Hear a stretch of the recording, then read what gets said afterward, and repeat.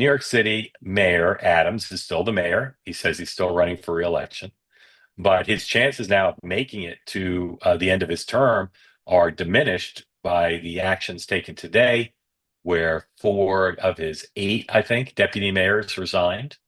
And there's a lot of disquiet around him as these officials are not totally, it's not totally transparent why they don't want to be part of the government anymore.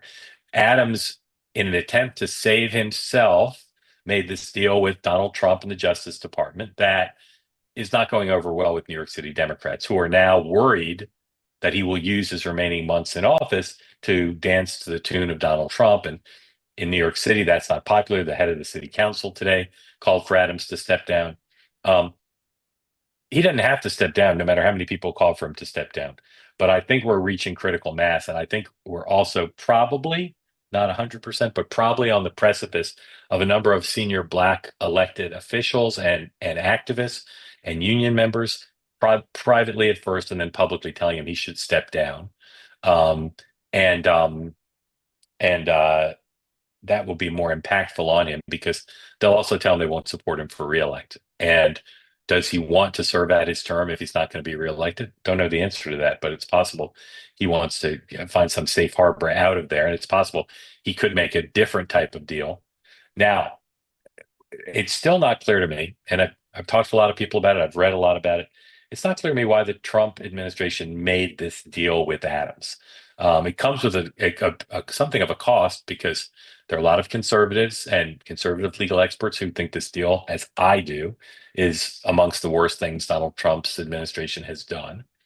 And it doesn't really mean Adams is going to perform, particularly obviously if he's not there. Um, but it's not clear that they got much out of it, and the downside's quite apparent. Some people think they're happy to have the fight with the Justice Department and the lawyers who resigned over this because they want to set an example, and they're happy to set it in the Southern District to say if we the main justice can stand up to the Southern District, every other career prosecutor in any U.S. attorney's office better be aware that if you don't do what the main justice says, you're going to be forced out of and have your career ruined. So it's possible that they think this is a positive for them. But I'll say again, I did not. I've thought for a while, said it many times. Eric Adams, worse mayor than Bill De Blasio. Said for a while I didn't think he'd be reelected. Tonight, it seems far-fetched to be reelected, less likely to serve out his term than he is to be reelected. But it does raise the question of who will be the mayor of New York City. Today, it would be Andrew Cuomo. And as long as Adams was in the race, it made it harder for anyone of significance to rise up to run against Cuomo.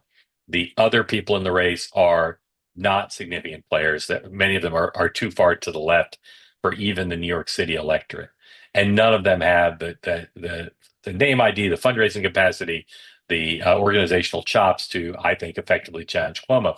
If Adams is forced out of the race, you may see someone else big get in. Don't know who that would be, but you may see that. Now, again, if you're not from New York City, you might wonder why I'm wasting your time on this. It's New York City, and it's significant, and as the biggest city, but also, again, it is all tied up in what the Trump administration did to Adams, and that's partly why he's currently in a bit of trouble.